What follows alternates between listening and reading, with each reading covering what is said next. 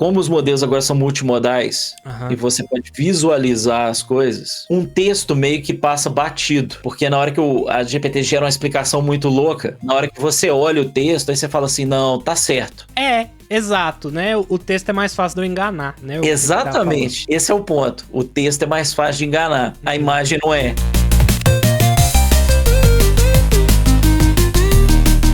Quando você chega pra GPT e fala assim, gera um poema pra mim. Aí ela gera um poema tipo Shakespeare. Aí você olha o poema e fala assim, nossa, tá igual Shakespeare. Por quê? Porque você não entende nada de Shakespeare. E aí quando você vê uma coisa escrita complicada, que parece o que você acha que é Shakespeare, você fala, nó, perfeito, tá igualzinho Shakespeare. Passa batido. Agora, com esses modelos multimodais, né, que agora você também pode gerar imagens assim mais complexas e contexto na imagem também e tudo mais, as pessoas estão começando a fazer a seguinte associação. Se a GPT gera uma imagem errada de uma coisa que todo mundo sabe, imagina se o texto que ela gera é do mesmo jeito. Ele é criado do conceito que ele tem que conseguir enganar uma pessoa que é um especialista. Pra imagem, se você tem um grupo de imagem que ele é finito, né, e que ele tem um estilo específico, né, por exemplo, você quer gerar quadrinho do estilo Hellboy, é muito óbvio, né, o que define aquele estilo visual. Shakespeare é um cara que ele criou palavras do inglês. Muito mais difícil de eu conseguir entender o que define Shakespeare. Mas é fácil eu fazer parecer shakespeariano. O erro dela tá nos detalhes. Na realidade, ela consegue enganar a gente melhor nas coisas que a gente não domina. E aí, quando que a gente identifica, vamos dizer assim, falhas críticas na GPT? Quando a gente é especialista, e aí a gente vê e fala, não, isso tá errado, parece certo para um monte de gente, mas pro especialista é errado. Ou quando ela comete um erro em uma coisa que todo mundo sabe. É igual e quantos aí, R's tem em Strawberry, esses erros muito óbvios assim, né? Que você consegue contar, né? Nesse caso aí. Por exemplo, você pensando uma coisa que eu queria mostrar, pensando nessa coisa de o quão certa ela tá, né? Sobre as respostas. Porque o pessoal fala muito de alucinação. Quando você vê isso numa imagem, aí fica muito óbvio a alucinação. Porque você vai ver o erro ali claramente. Então, o pessoal começou a criar certos testes, já que agora a GPT consegue gerar imagem também, as pessoas começaram a pedir a GPT para criar imagem de coisas que todo mundo conhece. Um teste que as pessoas usam foi, por exemplo, criar o mapa da Europa. Né? O pessoal estava usando o mapa da Europa na Europa, mas, por exemplo, vamos tentar criar um mapa do Brasil. E a gente pode ver o que a GPT vai aprontar. E aí, o legal dessas versões agora é que ela gera não só a imagem, né, mas ela também gera os textos, né, que seriam os nomes dos estados, por exemplo. Então, se pegar a primeira imagem aqui, ela gerou o Brasil, gerou a imagem dos estados, que se você der uma olhada parece correto, né? Não dá pra gente falar de todas as demarcações aqui, né, mas aqui tem algum estado aqui que não existe e Rio de Janeiro e São Paulo foi conectado, né? E virou o único estado do Brasil conhecido pelos estrangeiros. Então, nesse caso aqui, a gente vê que, mesmo sem ter o nome dos estados, a gente consegue detectar algumas alucinações, né? Nesse caso aqui, esse estado Rio-São Paulo, que não existe, outras partes aqui borradas aqui no sul também. Brasília tá grudado em Minas Gerais ali. Tá grudado aqui. Então tem vários estado ali no Nordeste aqui, ó, que não existe. Tem Rio Grande do Sul juntou aqui com Paraíba. Paraíba foi cortado em duas. Então aconteceu um monte de coisa louca. Por outro lado, ela gerou aqui uma outra versão que é o Brasil sem os estados. Aí vem duas coisas. Tudo bem, então ela alucina. Ela não sabe exatamente como é que é o mapa do Brasil. Ela tem uma noção boa, porque ela passou bem perto, mas ela não sabe exatamente. Aqui tem duas coisas que acontecem. Uma é ela não saber mesmo. A outra coisa está relacionada com o seu prompt. Você não especificou aqui, por exemplo, se você queria o nome dos estados, você não deu nenhuma ênfase em coisas que você queria. Não deu então, detalhes, o que a GPT... né? Nenhum detalhe. Então, a GPT, o que ela fez? Ela pode ter pegado todos os mapas históricos do Brasil, e esse mapa do Brasil aqui, ele é uma média de todos os mapas que ela conhece. Então, às vezes, uma coisa juntou com outra aqui, ou ficou faltando uma coisa. Por quê? Porque ele pegou um mapa do Brasil de 1800. Então, você não foi tão específico no seu prompt. Mas olha para você ver que interessante, né? As pessoas, eu acho que elas chegaram numa conclusão muito rápida de que a GPT não sabe o que está fazendo, né? Assim, é pura alucinação. Mas tem muito a ver com o prompt também. Total. Então, se você dá um prompt geral demais, ou com pouco detalhe, você está pedindo a GPT para gerar uma coisa menos específica. É o problema clássico de geração quando você tem uma situação inerentemente ambígua, né? Você está usando linguagem natural, a comunicação humana ela não é 100% pautada em textos, 100% do tempo, né? A gente usa muito coisas não verbais para conseguir comunicar. E você tá pedindo pra um robô usar só, às vezes, 20% da informação que a gente passaria pra um outro humano e pedir pra ela descobrir o que nós estamos falando. Isso, obviamente, vai requerer que a gente use bem mais palavras para especificar aquilo que a gente tá falando. Só que aí você entra num dilema que é meio que o ovo e a galinha, que é quantas palavras que eu tenho que dar pra GPT pra ela ficar realmente precisa. Chega num ponto que criar uma especificação que ela é tão precisa quanto aquilo que eu preciso é tão difícil quanto eu sentar e fazer eu mesmo. Sim, concordo. Se você chega nesse ponto, o seu prompt para gerar um programa é maior do que o código que você gerou, né? Exato. Mas aí tem uma coisa que as pessoas também têm que notar, que esses sistemas, eles pensam diferente da gente. Então, né, não é o mesmo mecanismo. Quando você fala para alguém, faz um mapa do Brasil, todo mundo já tem uma imagem do mapa do Brasil na cabeça, com os estados. Geralmente as pessoas talvez colocariam o nome dos estados. Igual você tá falando aí, que é, se eu pedir pra uma pessoa pra ela gerar um mapa do Brasil, ela vai conseguir fazer. Se ela for um brasileiro. Agora pede pra um brasileiro desenhar os estados dos Estados Unidos. Mais do que isso, pode pedir um brasileiro para poder fazer o mapa. Você consegue desenhar um mapa com esse nível de detalhe aqui, por exemplo, das boas? Você vai conseguir determinar que, sei lá, o Acre e o Amazonas tem essa borda exatamente que divide os dois. É muito complexo isso aqui. A maioria das pessoas não consegue desenhar. É só um vulto, assim, do que é o Brasil, mais ou menos o que são os estados. Você ia fazer uma parada meio abstrata, né? Um triângulo meio torto, né? Uma coisa com o nariz aqui que parece Minas Gerais, umas coisas assim, mas você não conseguiria desenhar nesse nível de detalhe. O interessante aqui é que quando a gente pediu o mapa atual, olha como é que o mapa já veio melhor. O Nordeste saiu aquela confusão toda que estava lá, né?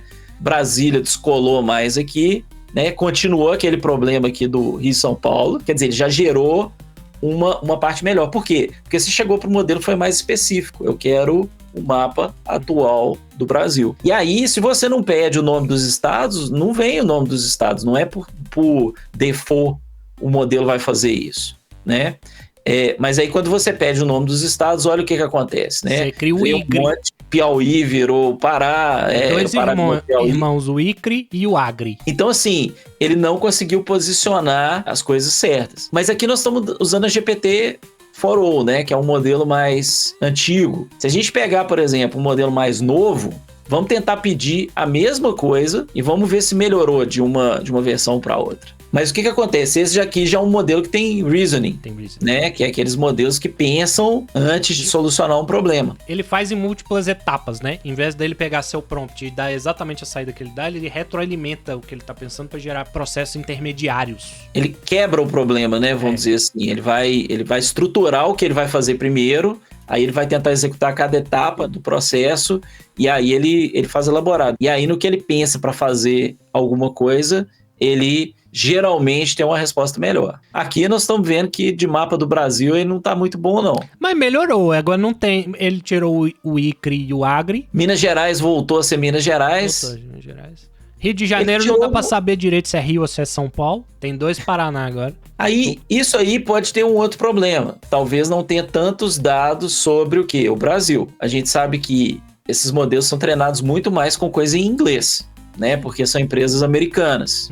Então, talvez, se a gente pedir o mapa dos Estados Unidos, ele talvez seja bem mais preciso. Ou ele pode enganar a gente melhor, porque a gente não sabe o mapa dos Estados Unidos com tanto detalhe. Olha para você ver uma diferença de todos os estados. Eu vou até testar de novo do Brasil. Volta naquele problema que você falou, né? Às vezes a gente vai ter que complicar tanto o prompt, vai ter que dar tanto detalhe, que às vezes era mais fácil você mesmo pegar e fazer. Eu acho que a gente tem que pensar que quando você está criando um prompt, você tem que dar pelo menos um mínimo de detalhe.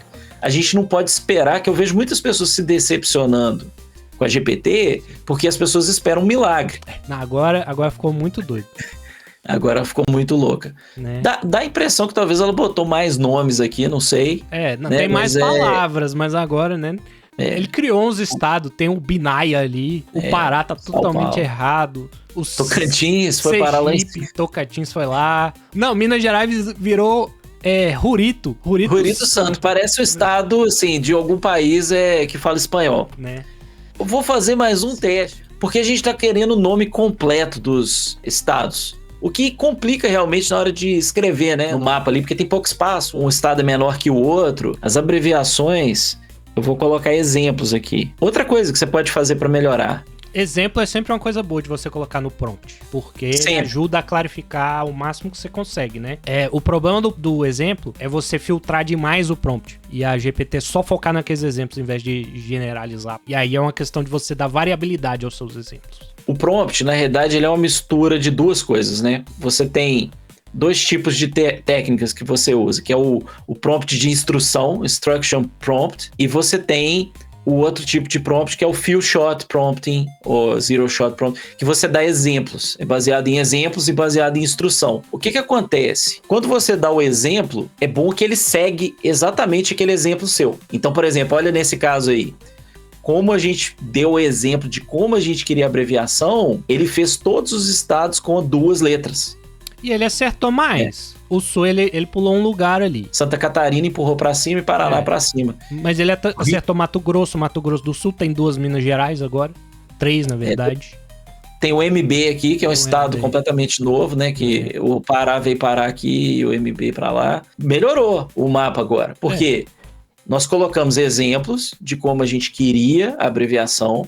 Então ele seguiu o exemplo, mas a gente também usou o prompt por instrução, que é justamente, a gente colocou, quero o mapa do Brasil, com o nome de todos os estados, cria uma legenda, faz com que cada estado tenha uma cor diferente, ou seja, a gente colocou instruções de como a gente queria que o mapa fosse criado. Note que ele coloriu errado. O Amazonas ali, ó, tá pegando um pedaço do estado ali de cima. E a legenda também não tá, por exemplo, tem Minas Gerais aqui, mas não tem. Tem um LG ali fazendo propaganda de celular na legenda. Tem 2 Santa Catarina com cor diferente. A legenda não ficou muito boa. Mas você vê, comparado com aquele primeiro mapa que a gente fez, que era esse cara aqui. Esse aí é o melhor de todos, é o que ela acertou mais, ela tá toda certa, não tem nada errado nesse mapa que ela tá falando. É verdade.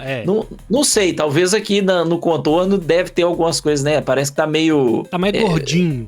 Aqui tá meio quadrado demais, não sei, né? Minha impressão. Agora, daquele mapa pra esse, quer dizer, a gente conseguiu incluir os estados, né? A gente foi melhorando aqui, colocou legenda, né? Aqui ele criou uns estados que não existe, mas esse cara aqui já tá cada vez aproximando mais, né? O Rio e São Paulo tá separado aqui, finalmente, né? Os estados estão todos aqui, não estão? Ele errou foi os nomes, mostrando que o quê? Quando você faz um prompt mais específico, ele consegue gerar. E aí essa combinação legal de exemplo, de como você quer e instruções do que você quer exatamente. O desafio dessas empresas de IA generativa é exatamente esse, que é onde que é um bom ponto de equilíbrio, no sentido que é um prompt que é relativamente fácil de ser escrito, mas ele é o suficiente para que a IA consiga resolver a maioria das tarefas. Você sempre vai ter algumas tarefas que a IA vai falhar, por limites de computação mesmo. A grande questão é ele fazer ele falhar onde não tem problema ele falhar. Então, por exemplo, se eu estiver tentando criar um mapa pro meu jogo de RPG do mundo fictício,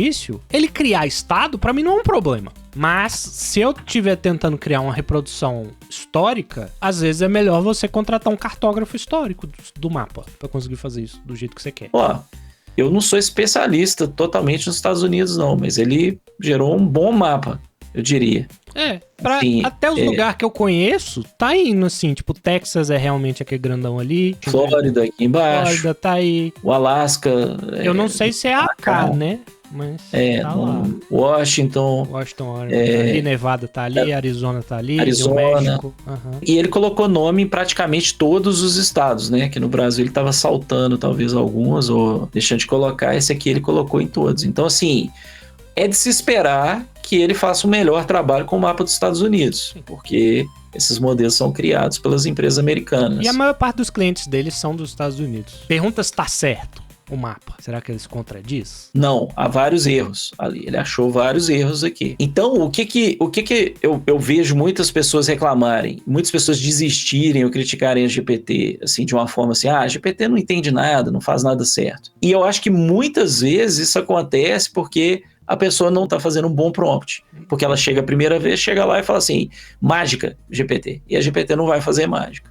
Né, para poder ter uma boa saída, você vai ter que dedicar um tempo, mas cada vez mais você dá menos informação e ele gera uma coisa mais próxima do que você está querendo. Eu tenho a impressão que isso acontece porque eles estão aprendendo mais sobre os prompts que as pessoas geralmente mandam. Exatamente. E como que as pessoas geralmente escrevem, né? Então eles estão usando esses dados para melhorar o próprio modelo. Aí agora ele claramente ficou doido ali, porque o Washington virou Alabama ali em cima. No final das contas, não ficou tão melhor nem tão pior, não. Então eu acho que você tem que fazer melhores prompts se você quiser realmente usufruir o máximo desses modelos, porque eles não fazem mágica. E eu falo com as pessoas, quanto mais você usar, mais você vai entender como é que o modelo funciona. Nem aí se você vai se inscrever no canal.